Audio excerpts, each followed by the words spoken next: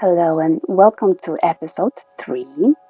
I had a pleasure of visiting this koi pond and I just loved these fish. It was incredible. I had to share. And this week I am turning one of my recent sketches into a painting. And what I noticed about this process right away was the setup.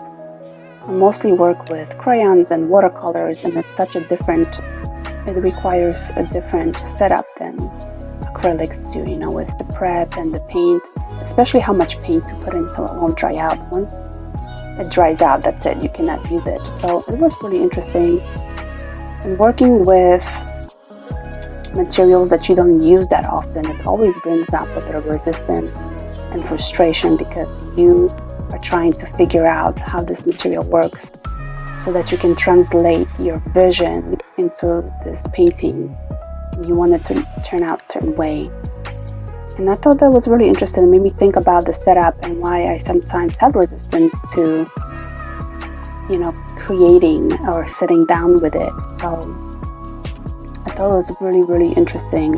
You'll see me throughout this video that I fixed, especially the hair, that kind of comes with the learning the material and kind of remembering the material.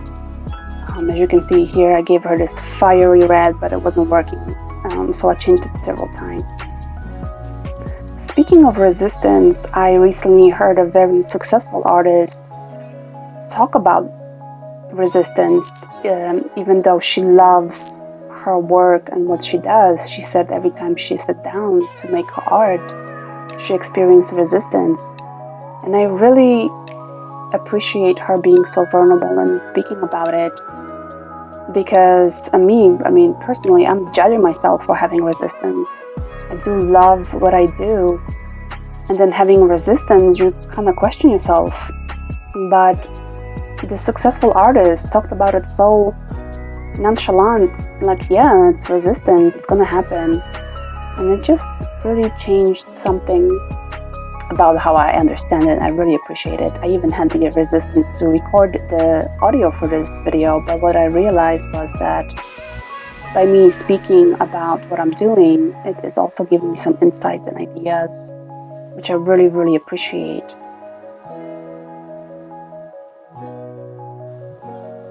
This painting is about our multi-layers of ourselves that we all have.